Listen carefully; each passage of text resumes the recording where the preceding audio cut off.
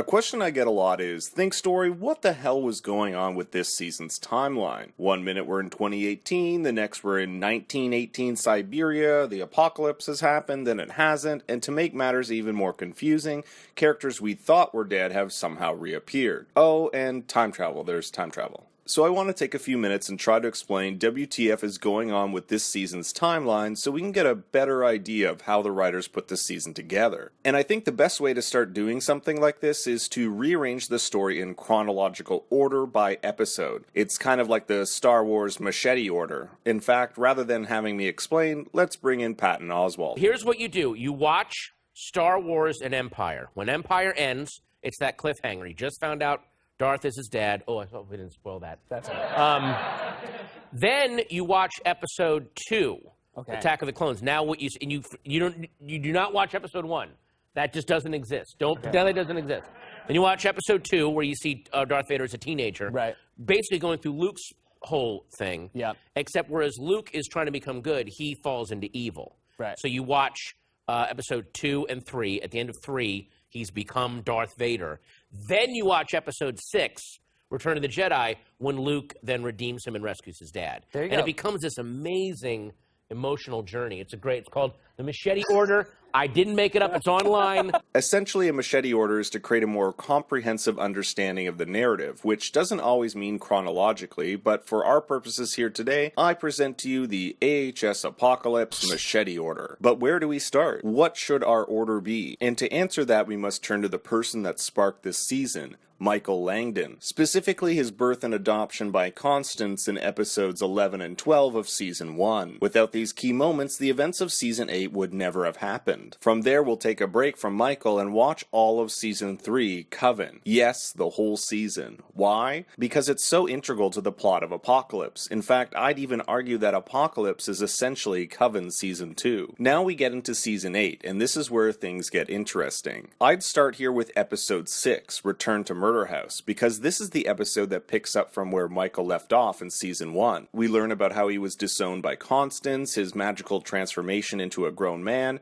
how he was briefly taken under the wing of Ben Harmon, and his eventual turn to the Satanists. This gives us essential backstory that fuel his character's motivation going forward. Essentially, it's his origin story. And in this machete order, we'll then go back to episodes 4 and then 5. 4 and 5 are all about Michael learning to harness his powers when he's taken under the tutelage of the Warlocks. This is also where he successfully completes the 7 wonders to become the male supreme, or Alpha, undermining the power of the witches. We then jump to 7, 8, and 9, which document Michael's downfall to the witches, aka Mom burned at the stake, and his eventual rise to lead the Cooperative. The great thing about ending on 9 here is that the episode ends with him telling the Cooperative how they're going to end the world, and then we go right to our next episode, episode 1, which starts with the Apocalypse. We do a 9-episode jump back to pick up the story where we left off. We then spend episodes 1 to 3 in the bunker until the eventual poisoned apple party and the return of the witches, taking off the identity spills, which are picked up in our final episode, 10. So that's essentially the order in which I would chronologically place the events of Season 8, but that order has some unintentional consequences, both pro and con. For example, this order makes Michael a more sympathetic character because we see his journey of loss in order and not disjointed /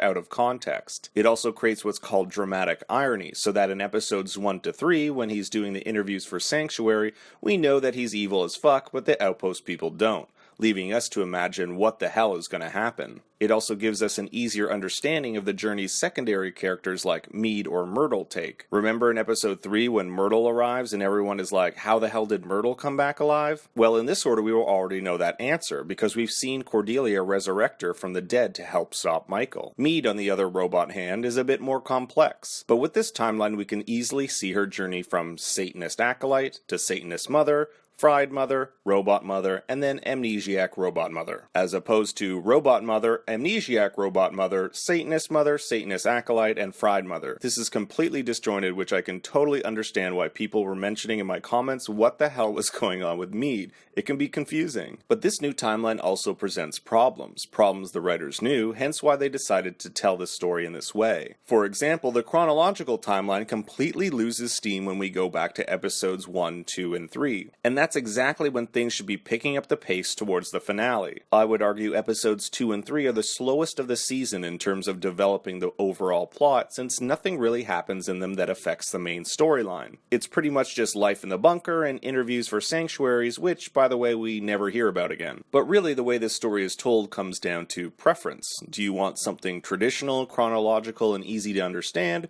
or do you want to do something out of the box, complicated, that subverts expectation? American Horror Story has prided itself on defying convention in almost every aspect, from the story, cinematography, and tone. So I'm still on the fence which direction I think they should have gone in, but kudos to them for going the way they went. It was a really fun season, however, the critic in me wanted them to go full apocalypse and have the season be about radioactive creatures, mutated cannibal hillbillies, and insane doomsday preppers. But that's just my twisted mind. Hope this video made you think a little bit more about the timeline. Season 9 cannot come quick enough, so I hope you'll stick with me as I continue my deep dives, breakdowns, and reviews. Make sure to give this video a thumbs up and subscribe. Until next season, remember, Daddy loves you very much.